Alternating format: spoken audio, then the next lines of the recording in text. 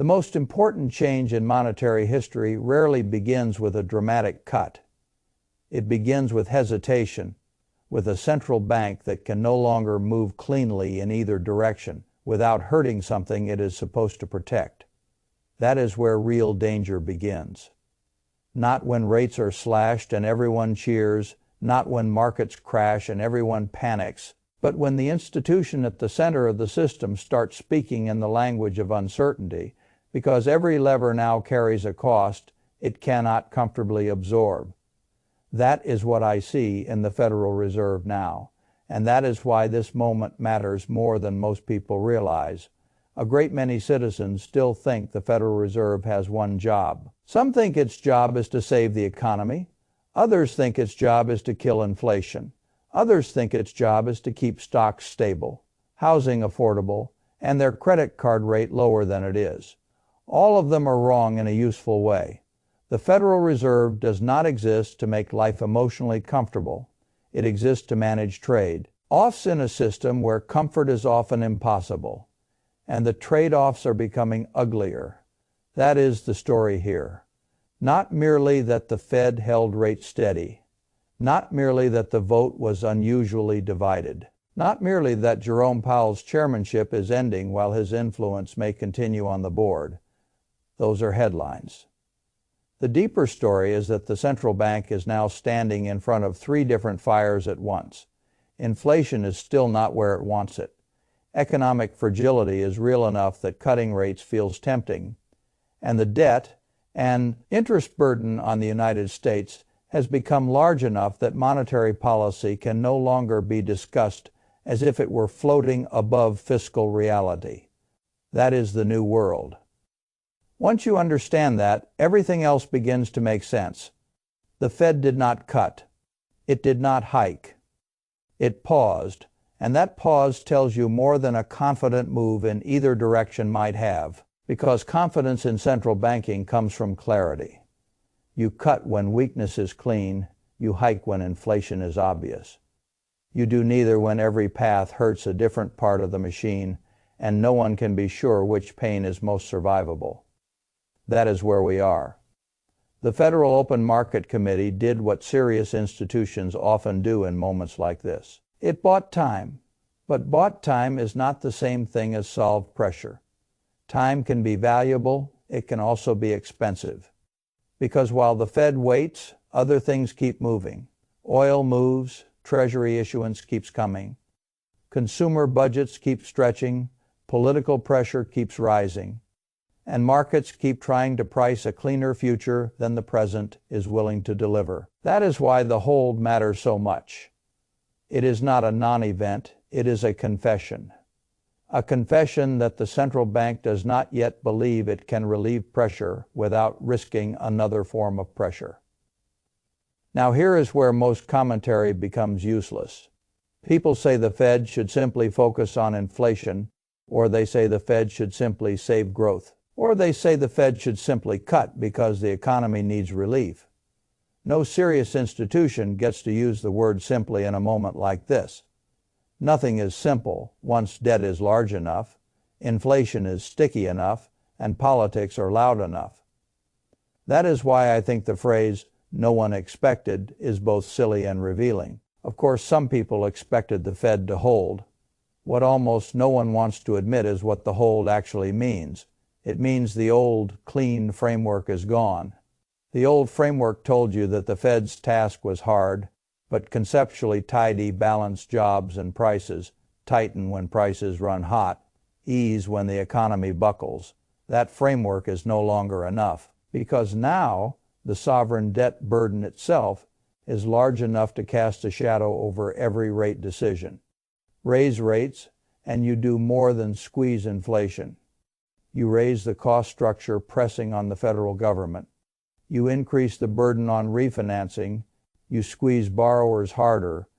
You keep housing heavy. You raise the temperature on every interest-sensitive corner of the economy. But cut rates, and you do more than stimulate. You risk reflating the wrong things. You risk adding fuel to asset prices before affordability returns. You risk feeding inflation at the exact moment inflation still refuses to behave like a dead issue. That is the trap. A system with too much debt does not make monetary policy irrelevant. It makes it morally and politically heavier. And that is why the Fed sounds more hesitant than the public wants. It should sound hesitant. The institution would have to be reckless not to. Now let us talk about Jerome Powell, not because personality is the whole story, because transitions matter when the system is already unstable. Powell's term as chair was always set to end. That was not the surprise. The surprise is the climate around the transition. Instead of a clean handoff, we now have a layered situation. Powell's chairmanship ends, but his board membership can continue. Kevin Warsh arrives with ideas that sound balanced in theory but complicated in practice. Political pressure for easier money keeps simmering, and the institution itself has already revealed more visible disagreement than markets are comfortable seeing. That is not a normal handover. That is a contested one. And contested handovers matter because central banks do not only move rates, they move expectations. Expectations are one of the most powerful economic tools on earth. If the market believes the new regime will cut more quickly, assets price that belief before the cut ever arrives.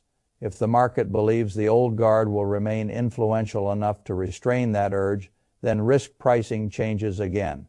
Tone matters. Language matters. Forward guidance matters. Silence matters. This is why I think too many people are reducing Kevin Warsh to a simple political stereotype. Lower rates, smaller balance sheet, cleaner discipline, stronger dollar, better growth. Simple. It is not simple. Cutting rates while shrinking the balance sheet sounds elegant. It sounds like one of those rare ideas that gives everyone the good part and none of the bad part. I become suspicious whenever policy sounds that elegant, because market plumbing is not elegant. If the Fed reduces its balance sheet footprint more aggressively, then somebody else must absorb more of the sovereign paper. If somebody else must absorb more of it, they may demand better compensation. If they demand better compensation, then yields can stay higher than the policy rate alone would suggest. That means mortgage relief may not feel as dramatic as the headline cut promises.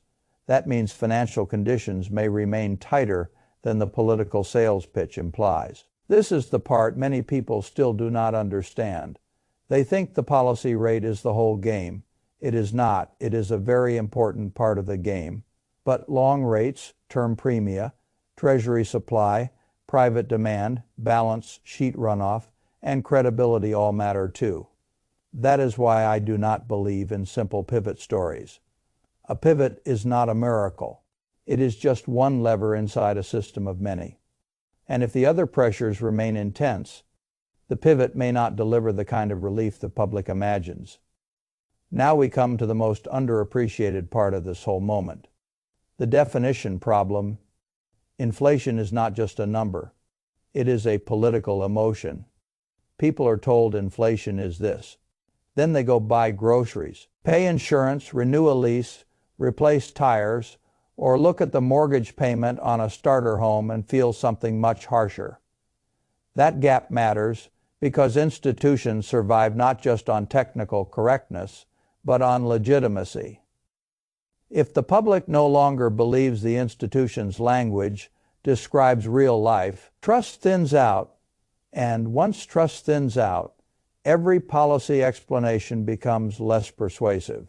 That is why any effort to redefine inflation, reframe how it is presented, or reduce the cadence of forward guidance would not be cosmetic. It would be an attempt to reassert narrative control in a world where lived cost and official language increasingly feel misaligned.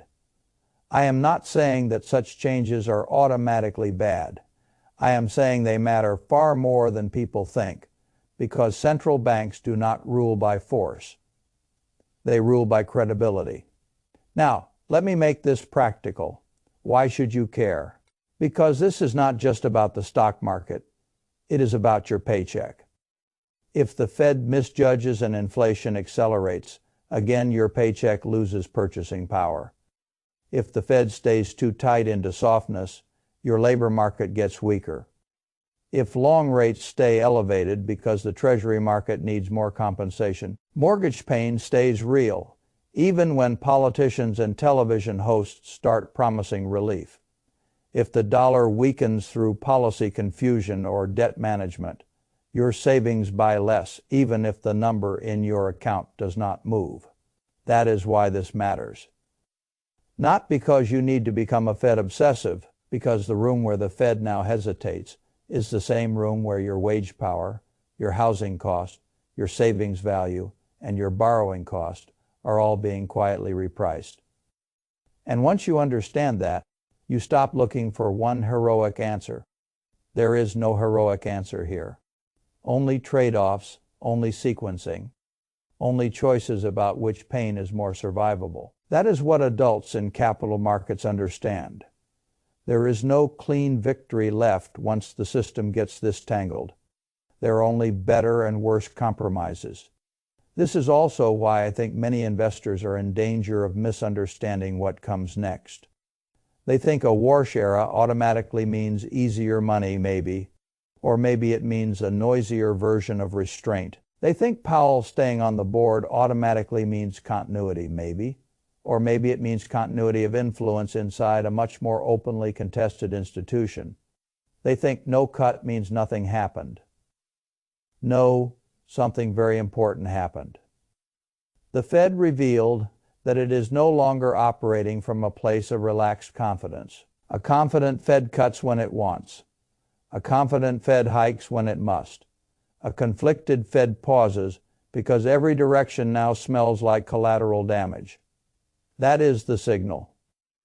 And if you ask me what matters most for the next phase, it is not whether one specific person wins the next internal argument. It is whether the institution can preserve credibility while navigating a world where inflation is sticky, energy is unstable, debt is huge, and politics want relief faster than reality permits. That is a much harder task than the average market participant appreciates. So how should a serious person respond? Not with panic. Not with blind optimism, with realism. Keep your debt load sensible. Do not assume lower policy rates automatically rescue your housing or borrowing future. Do not assume inflation is conquered because the official number looks calmer than your grocery bill does. Do not assume a new chair means a new era of easy comfort. And do not assume the Fed can fix a debt problem that was fundamentally created outside the Fed without passing costs through to someone. It always passes through to someone, the borrower, the saver, the taxpayer, the wage earner, the homeowner, the holder of long-duration assets. The question is never whether cost exists. The question is who quietly absorbs it.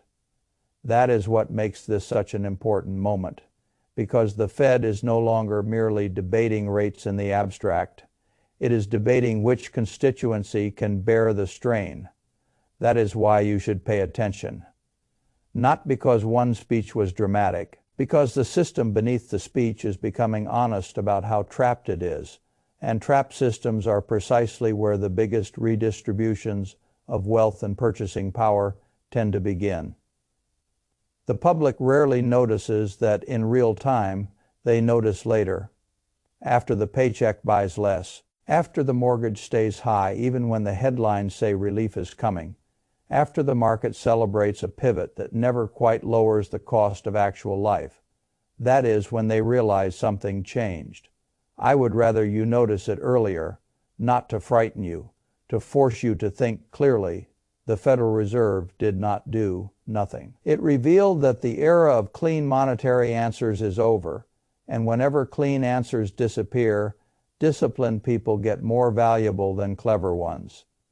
That is the phase we are entering now. Not one where prediction becomes easy, one where emotional restraint becomes priceless.